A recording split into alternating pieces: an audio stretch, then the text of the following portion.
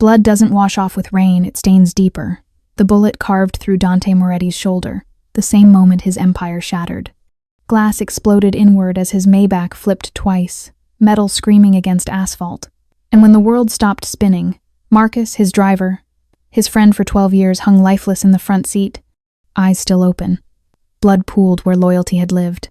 Dante kicked out the window, dragged himself onto rain-slicked pavement while gunfire cracked the night behind him. His bodyguard's body blocked the rear door, one final act of protection that would never be repaid. 3 blocks. That's how far a dying king can crawl before his legs give out. Dante collapsed against a dumpster in an alley that reeked of rotting dreams. Phone destroyed, wallet gone, designer suit soaked crimson and black. The city he'd controlled from marble penthouses and velvet-lined rooms now swallowed him whole, indifferent to titles, to power, to the name that once made grown men tremble. Pain carved deeper with each breath. His vision blurred. Somewhere behind him, his brother's men were hunting, sniffing for the blood trail he couldn't stop leaving. Across the city, Sophia Chen's fingers trembled as she counted coins under fluorescent lights that made exhaustion look like death. $3.47. Not enough. Never enough. The convenience store manager's eyes held that familiar mix of pity and impatience as she stood there, uniform still damp from her first shift, the scent of industrial cleaner clinging to her skin like shame. Behind her, the automatic doors kept opening cold October wind, reminding her she couldn't afford to be here, couldn't afford to be anywhere. Her phone buzzed. Street Mary's Hospital. She didn't need to read the message to know what it said. Her mother's cancer didn't wait for paychecks. Lily's school supplies didn't understand postponement. The electric company didn't accept apologies. Sophia bought the cheapest instant noodles dinner for 2, again, and watched the coins in her palm shrink. 47 cents gone, $3 even left. $3 that should have been bus fare, or tomorrow's coffee, or the tiny thread holding the week together, and she walked out into rain that felt like the universe spitting on her dreams. She found him by accident, or fate, or whatever cruel joke connects the desperate to the dying. A man in a suit too expensive for this neighborhood, bleeding out beside garbage bags, one hand pressed to his shoulder, the other reaching toward nothing. Most people would have walked past. Most people did. Sophia saw the blood and thought of her mother's transfusions, the bills that buried them deeper each month, the grotesque mathematics of survival. "Help me." His voice cut through the rain, rough as broken glass, carrying an authority that didn't match his position on the ground. "I'll pay you, whatever you want." Empty promises from a dying man. Sophia knew better. She'd heard them all from bill collectors, from her mother's doctors, from her own reflection when it lied about tomorrow being different. But when Dante Moretti looked up at her with eyes that held the same exhaustion she saw every morning, something shifted. Maybe it was recognition, maybe it was resignation. She pulled out her phone, dialed 911, with fingers still smelling of bleach and defeat, and waved down a cab she couldn't afford, to a hospital that would bill her for breathing their air, to save a stranger who would either die anyway or destroy her completely. The driver rolled down his window, saw the blood, and swore under his breath. "I've only got $3, Sophia said, voice tight. "Please, just to Street Mary's. Please." The driver stared at her, then at the man bleeding in the rain, then exhaled like the world had finally worn him down. "Get in. Put him in the back. Meters on until the entrance. After that, I don't want to see either of you again. Understand?" Sophia pressed her last $3 into the driver's palm at the hospital drop-off and ran inside. Neither of them knew which would be worse. The safe house smelled like antiseptic, and old money a penthouse bunker hidden behind a legitimate accounting firm, 30 floors above the city that had tried to swallow him whole. Dante Moretti woke to white ceiling tiles and the steady beep of medical equipment, his shoulder wrapped tight, morphine dulling the fire but not the memory. Marco stood beside the bed, his right hand, his last loyal soldier, face carved from the same stone as the lies they'd tell the world about what happened. "They found Marcus and DeVito in the wreckage," Marco said, voice flat. "Professional. Your brother's already claiming you're dead, consolidating assets. The families are choosing sides." Dante's jaw tightened. Antonio had always been patient, always smiling while sharpening knives in the dark. Blood didn't guarantee loyalty. Their father had taught them that before a rival's bullet taught him mortality. "Let him think I'm dead. Better that way for now." But his mind wasn't on empires or betrayal. It circled back obsessively to her, the girl with exhausted eyes who'd spent money she clearly didn't have, who'd stayed when staying made no sense, who'd asked for nothing when most people saw him as a transaction. Her hands had trembled when she dialed 911, not from fear of him but from fear of the cost. He'd seen it in the way she'd counted seconds like dollars, calculated mercy against rent. "Find her," Dante said, the words surprising him with their urgency. "The girl from the alley," quietly. "I don't want her touched. I don't want her scared. Just find out who she is." Marco's eyebrow lifted barely, but enough. In 12 years, Dante had never asked about a woman. Not like this. Not with that tone that mixed it with something dangerously close to obsession. "You want surveillance or information, background, everything." Dante shifted, pain lancing through his shoulder. "And Marco? She doesn't know I'm looking. Keep it that way." Across the city, Sophia scraped congealed grease off a diner grill, her second shift bleeding into her third, exhaustion so deep it felt like drowning on dry land. The hospital had taken her information, name, number, insurance she didn't have, and sent her home with forms that might as well have been written in the language of impossible things. The man from the alley hadn't died in the ambulance. She'd checked online, scrolling through crime reports during her 15-minute break, feeling stupid for caring. No news, no body, no name. Like he'd been erased, or maybe like he'd never existed at all. "Sophia, table 6 needs refills." Her manager's voice cut through the fog. She grabbed the coffee pot, pasted on the smile that paid marginally better than scowling, and moved through the motions that constituted survival. Lily needed new shoes. Mom's next treatment was in 5 days. The electric bill had sprouted a red warning. She didn't know that in a penthouse 30 floors above her pay grade, a man who shouldn't be alive was studying her face on a computer screen, memorizing the shadows under her eyes like they were scripture. She didn't know her kindness had reached the Underworld's highest altar, that her name now lived in a file marked urgent, that the storm she'd triggered was already gathering, patient and inevitable as winter. Kindness without a price tag. In Dante's world, that was rarer than honest men and twice as dangerous. The folder landed on Dante's desk with the weight of confession. 23 pages. Sophia Marie Chen, age 24. Born to David and Lynn Chen in a neighborhood where hope went to die slowly. Marco stood by the window, giving him privacy for whatever this was becoming. Dante opened it like a wound. Page 1. The basics. Address a 4th-floor walk-up in the Bronx, where rent ate 60% of income. Employment 2 jobs, sometimes 3, a patchwork of survival stitched together with exhaustion. No criminal record, no parking tickets, no stains except poverty, and that wasn't crime, just American arithmetic. Page 2 shattered him quietly. David Chen, deceased 7 years, caught in crossfire during a territorial dispute between the Moretti family and the Sinaloa cartel. Wrong place, wrong time, wrong life. Convenience store clerk heading home with milk and birthday candles for his youngest daughter. 3 bullets meant for someone else found him instead. The file included the police report, witness statements, the closed case that closed nothing for the family left behind. Dante's hands stilled. His family, his war, her father. He forced himself to continue. Lin Chen, stage 4 pancreatic cancer. Street Mary's oncology ward. Treatment costs exceeding $400,000 and climbing. Insurance denied twice. Payment plans structured like slow strangulation. Sophia's name on every bill as guarantor. Her credit score demolished. Her future mortgaged for her mother's present. Page 7. Lily Chen, age 16. Honor roll student. Full scholarship potential if she could just hold on 2 more years. Needed glasses she didn't have. Wore sneakers held together with hope and duct tape. Dreamed of Columbia University like it was a country that might grant asylum from this life. The financial breakdown read like poetry written in blood. Sophia earned $2,340 monthly. Rent took $1,400. Medical payments demanded $800 minimum.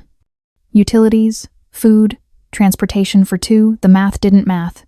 The gap between income and survival was bridged with skipped meals, with walking instead of subway fare, with winters spent wearing every piece of clothing owned because heat was a luxury. There were photos. Surveillance shots Marco's team had taken, Sophia leaving the diner at 11 p.m., shoulders curved under invisible weight, Sophia at the hospital, holding her mother's hand while doctors explained things clipboards already knew. Sophia and Lily sharing noodles from a single bowl, laughing about something the camera couldn't hear, joy somehow surviving in soil that should have killed it, Dante studied her face across multiple images. She looked different in each, exhausted, determined, tender, fierce, but the constant was her eyes. They held the same expression he'd seen in the alley, the same calculation of cost against consequence, the mathematics of impossible choices made daily. She'd given him $3 when $3 meant dinner. She'd risked hospital bills she couldn't afford to save a stranger bleeding out beside garbage. She'd done it knowing must have known that kindness was a luxury people like her couldn't budget for. Her father, Dante said quietly. Our war. Marco nodded. East Side conflict, 2019. Antonio's operation, if I remember right. Expanding territory. Of course it was Antonio. His brother collected bodies like stamps, never bothered learning the names of collateral damage. David Chen would have been a statistic, a footnote, a nothing, in the grand mythology of empire building. But to Sophia, he'd been everything. Father, provider, the man who bought birthday candles and never made it home. Dante closed the file but couldn't stop seeing it. The moral debt was staggering, unpayable. She'd saved his life not knowing his family had destroyed hers. She'd spent her last coins on the son of the organization that made her father's last breath a mistake in someone else's war. What do you want me to do? Marco asked. Dante looked out at the city, at the empire his father built on bones and his brother maintained with blood. Somewhere down there, Sophia was probably working her third shift, calculating how to stretch nothing into something, carrying weight that would have crushed weaker people years ago. I want. He stopped. Wanting was dangerous. Wanting led to weakness, and weakness in his world meant death, but the words came anyway, quiet and inevitable as morning. I want to give back what we took from her. Everything. Even if she never knows it came from me. Marco's silence said everything about how impossible that was, how sentiment didn't survive in their world, how debt between their kinds of people only ever ended one way. Dante didn't care. He died in that alley and she'd brought him back. Now he'd find a way to do the same for her, even if redemption killed him slower than bullets. The diner's bell chimed at 6:47 a.m., early enough that the breakfast rush hadn't started, late enough that Sophia had already been on her feet for an hour. She glanced up from refilling napkin dispensers, and felt recognition spike through her exhaustion. The man from the alley, except not. No blood, no desperation. Just expensive simplicity. Dark jeans, black sweater, face that belonged in boardrooms or trouble, she couldn't decide which. He chose the corner booth, the one with a view of both entrances. Old habit or new paranoia? Dante wasn't sure anymore. Watching Sophia move through her morning routine felt like studying a masterclass in controlled chaos. She anticipated orders before customers spoke, refilled coffee without breaking conversation stride, smiled with her mouth while her eyes did complex mathematics about tips and rent. Coffee? She stood at his table, pot in hand, professional mask perfectly in place. If she recognized him, she didn't show it. Please. Black. He watched her pour, looking for some flicker of memory. Nothing. 3 weeks ago she'd saved his life, and now he was just another customer in an endless parade of people who needed something. The pancakes any good? They're pancakes. You want them good. Go somewhere that charges more than $6.99. The honesty surprised him. Most people performed for him, even when they didn't know who he was. But they're filling and they're hot, which is really all breakfast should promise. He ordered them anyway. She brought them without commentary, dropped the check before he'd taken a bite. Efficiency or dismissal. Probably both. For 3 days he came back. Same time, same booth. Became part of the landscape. Tips well but not suspiciously.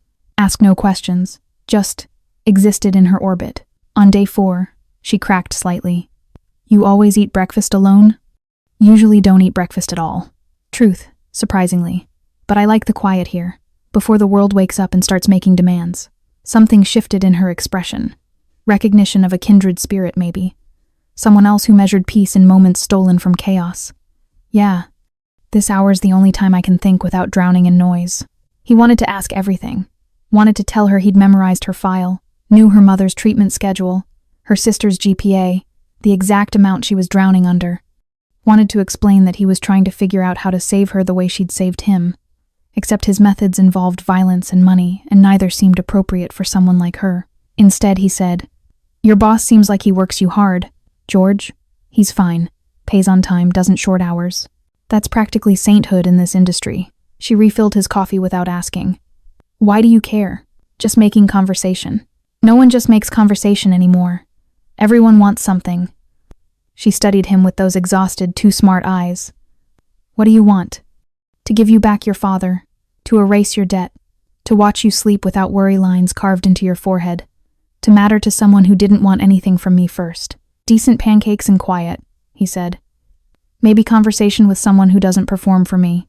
She laughed, short and sharp. Honey, I perform for everyone. It's called customer service. But she lingered an extra moment, pot in hand. Though I guess you don't really feel like a customer anymore. What do I feel like? Honestly? A problem I haven't identified yet. She walked away before he could respond, but he caught the smallest smile at the corner of her mouth. He came back the next day, and the next.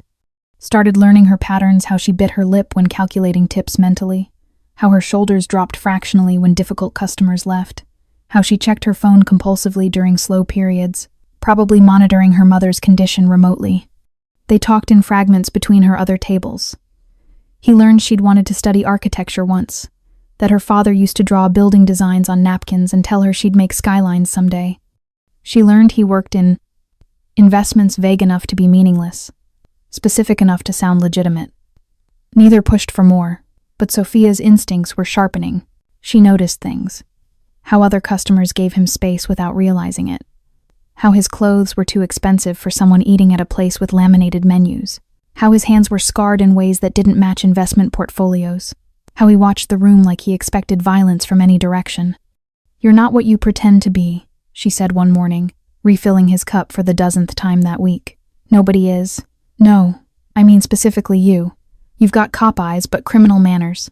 Money, but you eat here. You're polite but something about you makes people nervous. She set the pot down, crossed her arms. I can't figure you out and it's bothering me. Dante looked up at her. This woman who'd saved him with her last $3. Who worked herself to bone dust for a family his family had helped destroy, who suspected him but kept serving him coffee anyway. Would you believe me if I said I'm just a man trying to figure out how to say thank you? For what?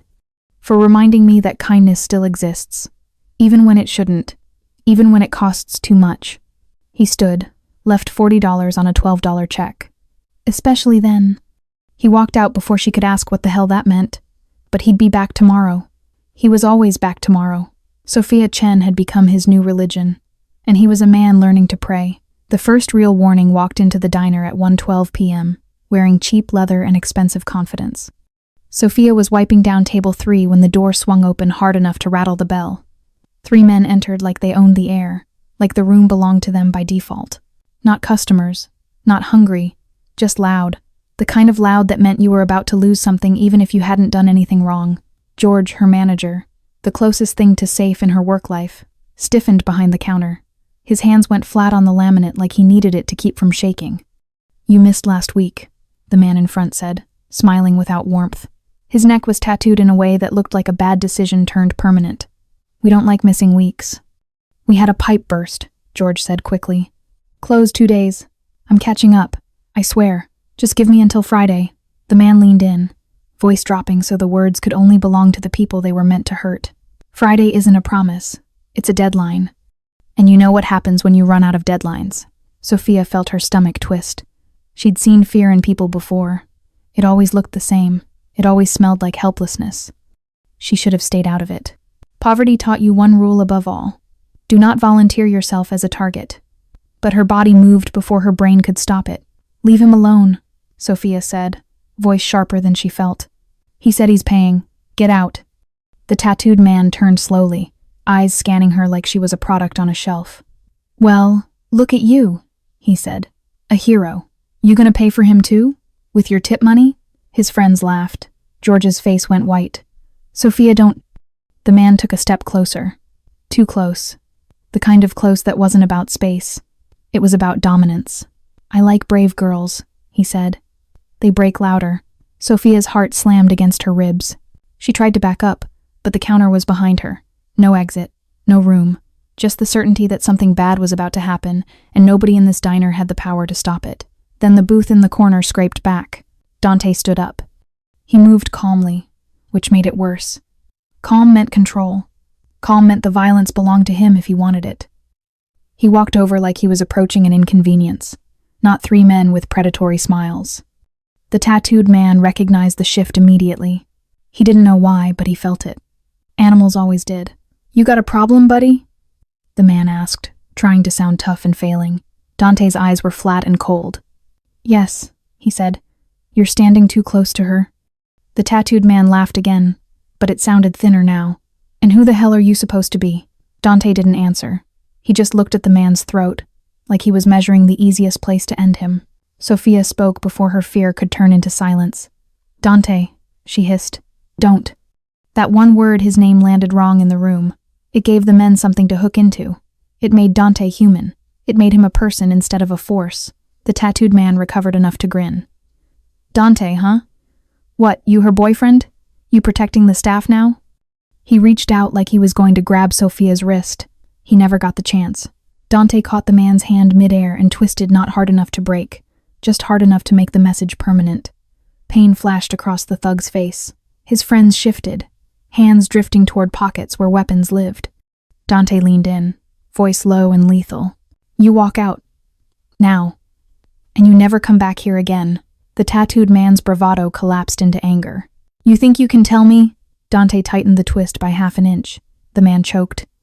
Not from lack of air, from sudden understanding. Because whatever Dante was, he was not a diner customer. And if you were smart, you didn't test unknown threats. The thug yanked his hand free, rubbing it, eyes hard. "This isn't over," Dante smiled. "It wasn't friendly. It is for you." The men backed out, not running, but moving fast enough to pretend they weren't scared. As soon as the door shut, George sagged like someone cut his strings. "Jesus," he whispered. "Jesus, Jesus, Jesus." Sophia stared at Dante like he was a stranger again. Like the alley had never happened. Like the coffee and pancakes were a disguise she could no longer pretend wasn't there. "What was that?" she demanded, voice shaking with delayed terror. "Who were they? And what are you?" Dante's gaze flicked to the window, to the street outside, to the angles and exits, then back to her. "People who think fear is a business model," he said. "And I'm someone who doesn't like seeing fear used on the wrong people. That's not an answer. It's the only answer you'll get today." Sophia took a step closer, anger bleeding into something raw. "If you bring trouble here, if your world touches my mother or my sister, I will hate you. Do you understand me?" Dante's jaw tightened. For the first time, she saw pain in his eyes instead of control. "I understand." He reached into his pocket and slid a card across the counter toward her plane. No company logo, just a number. "If you ever feel unsafe, you call. Any hour, any day." Sophia stared at it like it was a snake. "Why would I call you?" "Because you already did something for me when you didn't have to," he said quietly. "And because I won't let you pay for your courage alone." He walked out before she could throw the card back at him. The bell chimed once, then silence returned to the diner like nothing had happened. But everything had happened. That night, Sophia saved the number. Not because she trusted him, she didn't, but because she trusted the part of her that had seen death in an alley and still chosen mercy. If that part of her was wrong, she'd pay for it later. If it was right, she might survive the next disaster. The call came at 2:37 a.m. on a Tuesday that tasted like ash. Sophia's phone screaming into the darkness, Street Mary's hospital flashing across the screen like a death sentence in pixels. Her hands shook so violently she nearly dropped it twice before answering. "Miss Chen, your mother's condition has deteriorated. We need to perform emergency surgery within the next 6 hours, or..." The doctor's voice was professionally sympathetic, which meant practiced, which meant he'd delivered this speech before, would deliver it again, that her mother's crisis was just another shift in his rotation. The procedure costs $47,000 up front. Without insurance coverage, we'll need payment assurance before we can... Sophia stopped hearing words. Just numbers. $47,000. She made that in 20 months, maybe. If she didn't eat, or pay rent, or exist. "I'll get it," she heard herself say. "I'll get the money. Just please start prepping her. I'll get it." She hung up and stared at her phone like it might solve problems instead of just delivering them. Her bank account held $340. Her credit cards were maxed. Her boss might lend her $1,000 if she begged, but she'd already borrowed twice, and pride was expensive, but so was dignity. Lily slept in the next room, 16 years old and trusting that her sister could fix anything, that adults had answers, that the world made sense if you just worked hard enough. Sophia had 3 hours before the bank opened. 3 hours to find $47,000. 3 hours to perform a miracle or watch her mother's clock hit midnight. She tried everything. Called the hospital, financial office closed until 8 a.m. Searched for emergency medical loans, denied instantly. Credit score too damaged. Looked up organ donation payments too slow, too illegal, too desperate even for this. Posted on social media fundraising, $17 in sympathy, $47,000 short of salvation. At 4:15 a.m., she stared at her phone contacts. Scrolled past names of people who'd already helped, who had their own drowning to worry about, who'd say yes and sink themselves trying to save her. Her thumb hovered over the delete button, over clearing the evidence of her failure. Then she saw it. A number she'd saved 3 weeks ago. No name, just digits. And a note she'd written to herself. The man from the alley. Said call if you ever needed anything. She'd laughed when she saved it. Men like that, bleeding, desperate, making promises they never meant it. They said whatever kept them alive, then disappeared into whatever trouble had found them. She'd never expected to see him again. Certainly never expected him to keep showing up at her diner, becoming part of her morning routine like coffee and exhaustion. Dante. He'd finally told her his name last week. Just Dante, no last name, like he was a Renaissance painter, or a man running from something. Her fingers shook over the call button. Pride screamed, no. Desperation whispered, what choice do you have? At 4:47 a.m., with her mother dying and miracles sold out, Sophia chose survival over dignity. He answered on the first ring. Sophia? His voice was alert, he hadn't been sleeping. What's wrong? Everything. Everything was wrong. Her father was dead from someone else's war. Her mother was dying from cells that didn't care about fairness. Her sister believed in futures that poverty made impossible. She was 24 years old and drowning in a country that called it bootstraps. I need help. The words tasted like failure.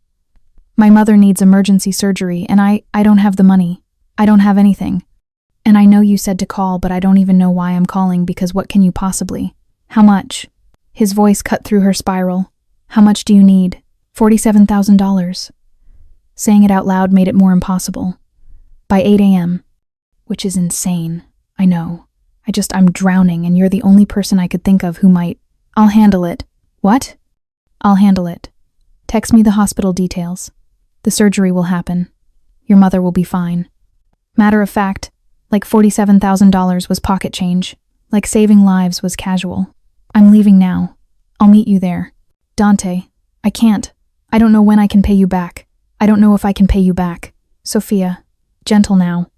Almost tender. You spent your last $3 saving a stranger.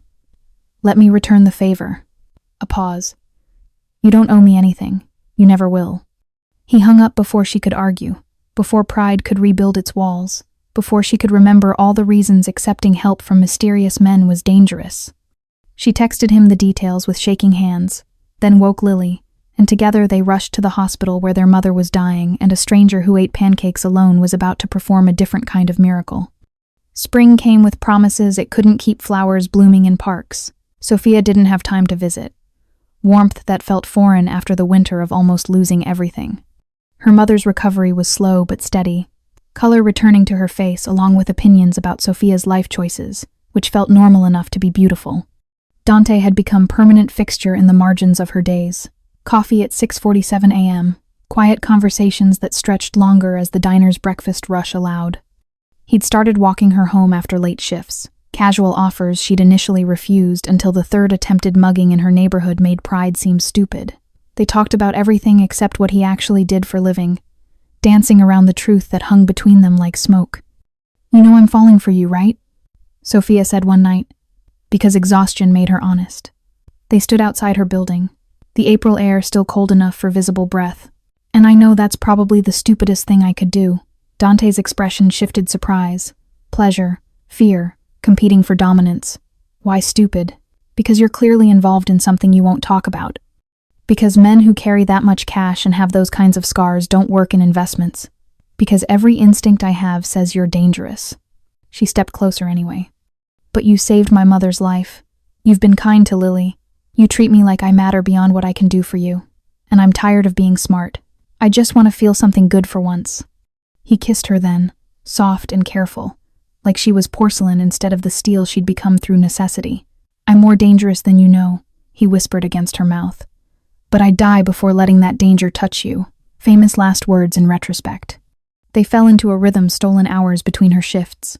Movies they'd watch on her laptop, dim sum on Sundays with Lily, who adopted him like an older brother she'd never had. Sophia's world expanded beyond survival mode, into something that resembled actual living. She laughed more, slept better, started believing in futures that included want, instead of just need. Her mother noticed, of course. Lin Chen noticed everything from her hospital bed turned home recovery station, 3 months post-surgery, strong enough for interrogation. She called Sophia into her room with the tone that meant trouble. "This man, Dante." Lin's English was accented but sharp, each word precisely aimed. "You care for him, not a question." Sophia nodded anyway. "He paid for my surgery." "Yes, all of it. Not just the emergency. Everything." Lin's eyes, so like Sophia's, carrying the same exhausted intelligence, pinned her daughter in place. "I called the hospital. No debt. None. $400,000 erased like it never existed. Men who do this. They're not investors, Sophia. They're criminals." The word landed like a slap. "You don't know that. I know poverty. I know what happens to people like us when we get involved with people like him." Lin's voice cracked. "Your father died because of men like that. Wrong place, wrong time, but only because those men made everywhere wrong and every time dangerous. You think I survived losing David just to watch you walk into the same fire?" Sophia felt her world tilting. "Dante's not." "Find out." Lin's command cut through protest. "Ask him directly. Who is he? What does he do? If he really cares for you, he'll tell you truth. And if truth is what I think it is..." She looked at her daughter with love that hurt. "You'll walk away. For Lily, for me, for yourself, because we've already paid this price once." That night, Sophia asked. Sat across from Dante in her tiny kitchen and said, "I need you to be honest with me. Who are you? Really?" She watched him calculate responses, saw the moment he chose truth over comfort. "My family runs organized crime in this city. My father built an empire on gambling, protection, and controlled substances. I inherited half when he died. My brother wants the other half badly enough to kill me for it." The room felt too small suddenly, too hot. "The night I found you. My brother's ambush. His men. His war." Dante's voice stayed level, professional, like he was reporting weather. "I've killed people, Sophia. I've ordered deaths. I've built wealth on suffering. Everything your mother suspects about me is probably true and possibly worse." She should have run, should have called it finished, but her traitorous heart remembered him reading to her mother in Mandarin he'd learned from an app, remembered him helping Lily with calculus he'd taught himself, remembered the gentleness in hands that admitted to violence. "Did you?" She had to know. Had to ask, even though the answer might destroy everything. "My father. The shooting in 2019. Was that?" "My brother's territory expansion. I was in Europe at the time, but it was our war, our family, our responsibility." He didn't look away, didn't soften it. "I can't give you back what we took. I can only tell you I'm sorry, and that sorry isn't enough, and that I'd understand if you never wanted to see me again." Sophia sat with that, with the impossible arithmetic of loving someone whose world had killed her father, with her mother's warnings and her own emerging feelings and the truth that some debts never balanced. "You should leave," she finally said. He stood, nodded, moved toward the door like a man walking toward execution. His hand was on the knob when she spoke again. "You should leave, but I don't want you to." The words surprised her as much as him. "I should hate you, should want nothing to do with you. My mother will never forgive me for this choice. Tears now, hot and unexpected. But you're the first person who's ever taken care of me instead of the other way around. And maybe that makes me selfish, or stupid, or both, but I don't want to lose that. I don't want to lose you." Dante turned, and the expression on his face was worth every complicated consequence headed their way. "You're sure?" "No, not even a little bit." Sophia laughed through tears.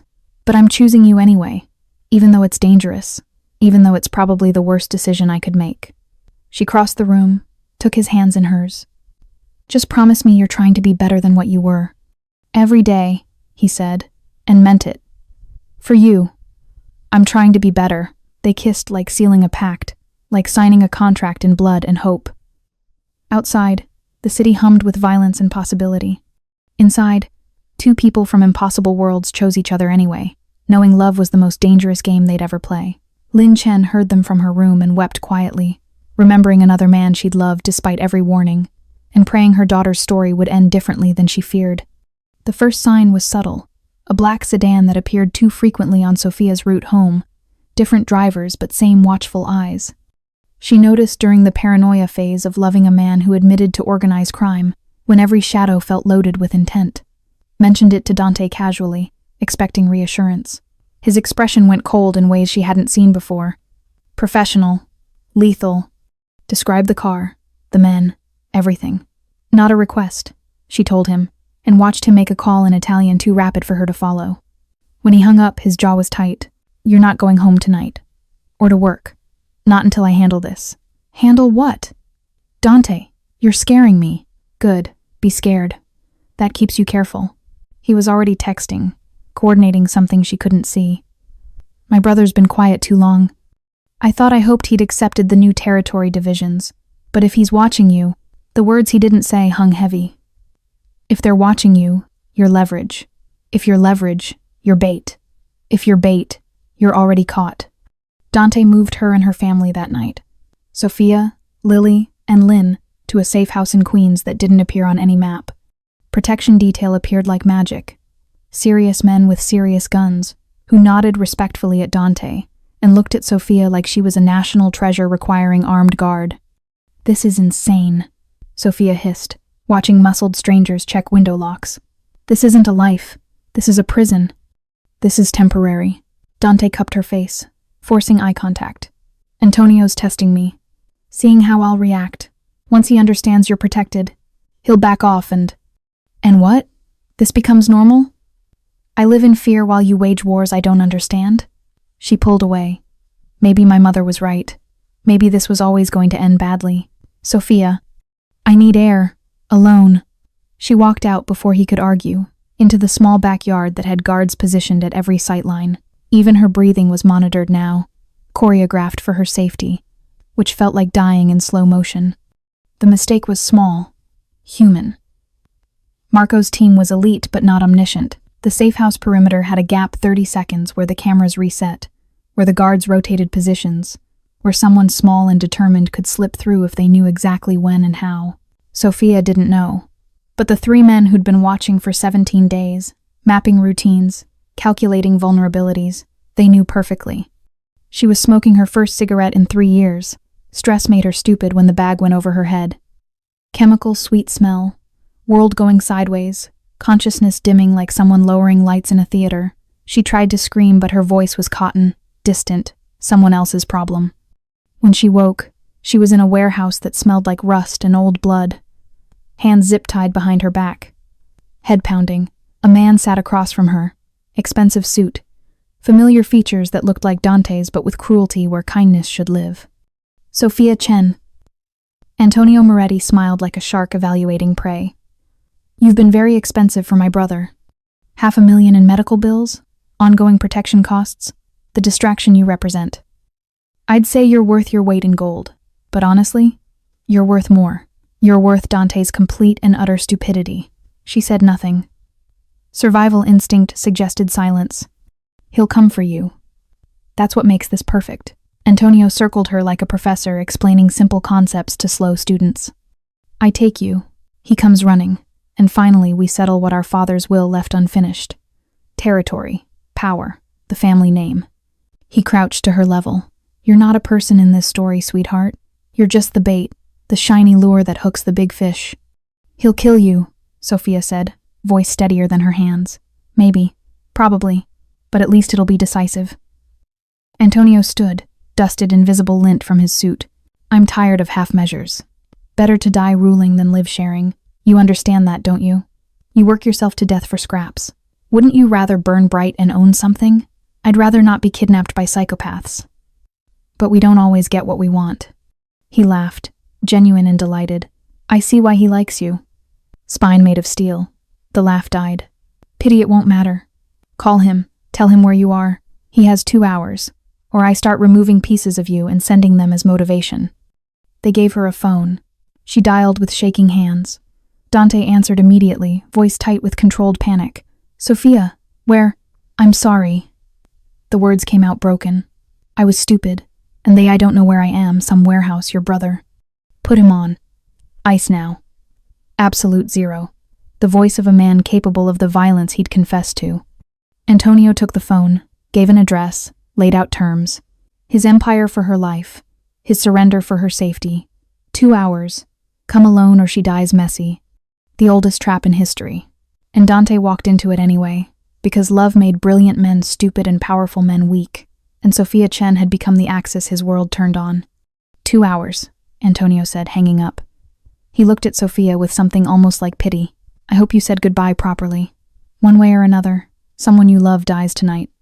Sophia closed her eyes and prayed to gods she'd stopped believing in, hoping that just once, love could be stronger than the violence that fed on it. Dante arrived at the warehouse at exactly 10:47 p.m. Alone as instructed, armed despite the terms because only fools trusted their brother's promises. The building was industrial graveyard, broken windows, rusted machinery, shadows deep enough to hide armies. Antonio had chosen well. Dramatic, isolated, perfect for violence. Marco had wanted to bring 50 men. Dante refused.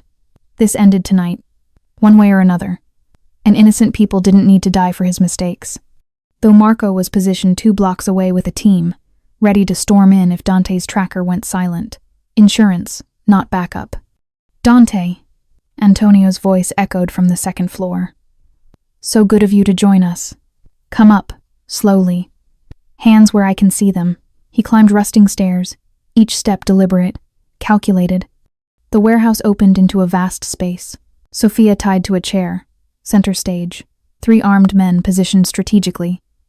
Antonio standing behind her like a director, admiring his set design. Sophia's face was bruised but defiant.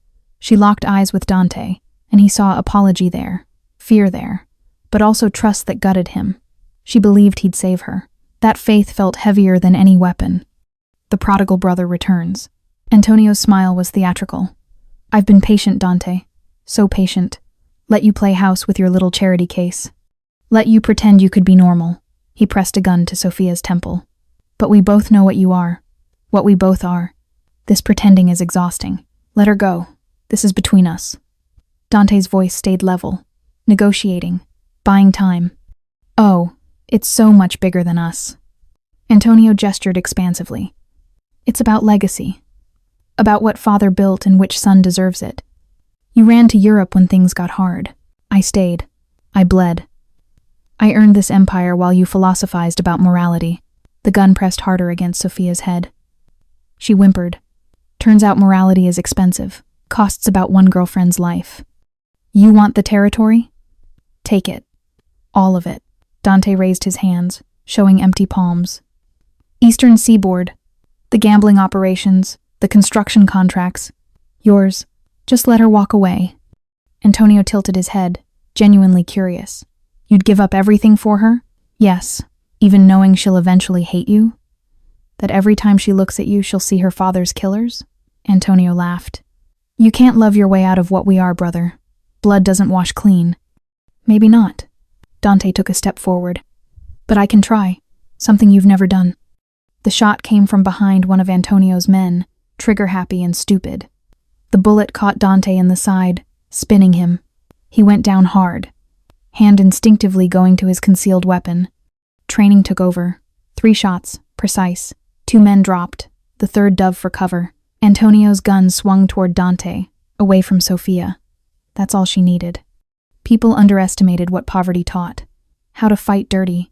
How to survive when survival shouldn't be possible. Sophia threw herself backward, chair and all, knocking into Antonio. His shot went wide. She rolled, shoulders screaming, and brought her zip-tied hands under her feet, a flexibility born from yoga videos watched on her phone during 15-minute breaks. The only self-care she could afford. Dante was up, moving through pain, closing distance with his brother. They collided like asteroids, all violence and history and betrayed blood. Fists, elbows, the gun skittering away. They'd been trained by the same man, fought with mirror techniques, each knowing what the other would do before they did it. But Dante had something Antonio didn't. Something to lose, someone to protect. He got Antonio in a chokehold, squeezing, watching his brother's face purple. "Yield," Dante hissed. "Yield and I let you live. Let you run. Just yield." Antonio's answer was trying to gouge Dante's eyes. So Dante squeezed harder, felt the moment his brother's resistance faded, felt the body go slack. He held on longer than necessary, making sure, then released.